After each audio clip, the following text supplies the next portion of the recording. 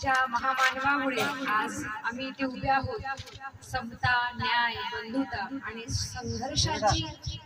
संघर्षाचा वारसा ज्या महामानवाने आम्हाला दिलेला आहे, असे आमचे डॉक्टर बाबासाहेब आंबेडकर यांना मी विनम्र अभिवादन करते आणि आपण सर्व महिलांना जागतिक महिला दिनाच्या खूप खूप हार्दिक शुभेच्छा. मनुस्मृतीने जे हक्क आपले हिरावले, डॉक्टर बाबासाहेब आंबेडकरांनी ते हिंदू कोड बिल मधून आपल्याला दिले. त्याबाबत आपल्याला कल्पना आहेच. पण जे पाश्चिमात्य देश ज्यांना आपण प्रगत म्हणतो, सगळेच प्रगत म्हणतात, रॅदर वर्ल्ड मधले असं म्हणतात की पाश्चिमात्य देश सगळे प्रगत आहेत. पण त्या प्रगत देशातल्या महिलांना जे अधिकार नव्हते, ते अधिकार आपल्याला डॉक्टर बाबासाहेब आंबेडकरांनी मिळवून दिले. मग अशा ताईंनी ते सांगितलं की तिथल्या देशातल्या महिलांना संघर्ष करावा लागला, पण आपल्यासाठी डॉक्टर बाबासाहेब आंबेडकरांनी सगळ्यांचा विरोध पत्करून संघर्ष केला. डॉक्टर बाबासाहेब आंबेडकर विजय असो, विजय असो. ह्या जागतिक महिला दिनानिमित्त काय बोलायचं, म्हणजे सगळेच दिवस हे जागतिक महिला दिन म्हणूनच ग्राह्य धरले पाहिजेत असं मला वाटतं. कारण की महिलांशिवाय तर सृष्टी अपुरीच आहे. प्रत्येक गोष्टीत आपला खारीचा वाटा नसतो, मोलाचा वाटा असतो. मला फक्त महिलांना ह्या मंचावरून मला इतकंच संदेश द्यायचा आहे की आपण सतत मुलांची, नवऱ्याची, समाजाची काळजी करतो, पण आपण स्वतःची काळजी घेतो का, हा प्रश्न आपण प्रत्येक वेळी आपल्याला रोज विचारायला हवा. आणि माझी तुम्हाला कळकळीची विनंती आहे की दिवसातला किमान एक तास, कमाल कितीही द्या, पण किमान 1 तास हा तुमच्या स्वतःसाठी असायलाच हवा. तुम्ही जर व्यायाम करत नसाल तर तुम्ही तो सुरू करायला पाहिजे. तुम्ही योगा करा, झुंबा क्लासला जा, नाही काही जमलं तर चालायला जा. जर तुम्ही सकाळी 6 वाजता उठत असाल, 6 वाजता उठून घरकामाची सुरुवात करत असाल, तर मी तुम्हाला आज इथे आवाहन करू इच्छिते की तुम्ही उद्यापासून 5 ला उठा आणि स्वतःच्या तब्येतीची काळजी घ्या. एक लक्षात घ्या की जर महिला निरोगी असेल तर संपूर्ण घर निरोगी राहील, आणि जर महिला आजारी पडली तर त्या घराला घरपण उरत नाही.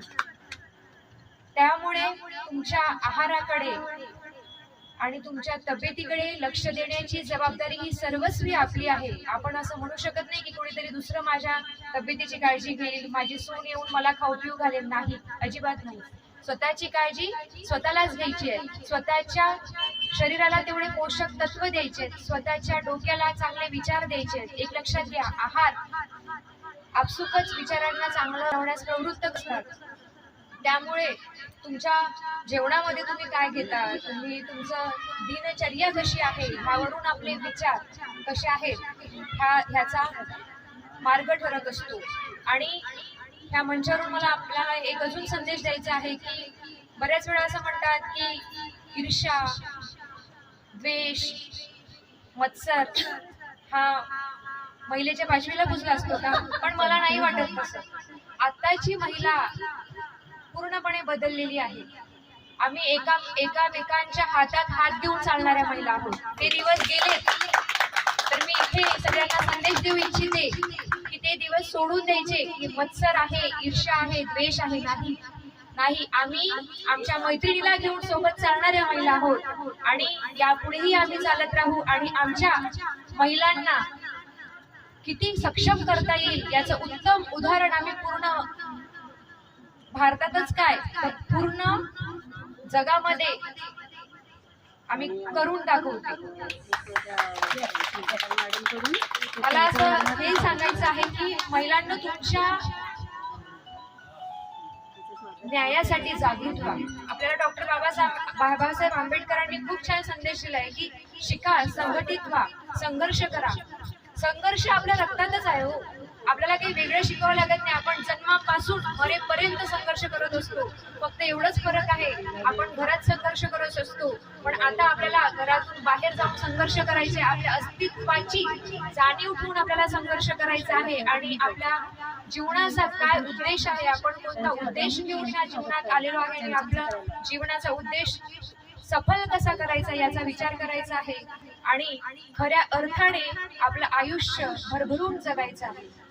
पुनश्च माझ्याकडून सर्व महिला भगिनींना जागतिक महिला दिनाच्या शुभेच्छा. आणि मेत्ता बहु उद्देशीय संस्था यांनी आम्हाला इथे आमंत्रित केलं आणि तुमचं छान गाणं ऐकण्याची संधी मिळाली. त्या ताईने इतकं सुरेख गाणं लिहिलेलं आहे की म्हणजे आम्ही दोघी कमेंट करत होतो की काय भारी लिहिलंय, काय भारी लिहिलंय. आणि ताईंनी जे पहिलं भाषण दिलं तर मी खरं सांगते की छत्रपती शिवाजी महाराज, छत्रपती संभाजी महाराज आणि फक्त आणि फक्त डॉक्टर बाबासाहेब आंबेडकरांच्या बाबतीत जेव्हा विचार ऐकतो ना तेव्हा अंगावर शहारे येतात.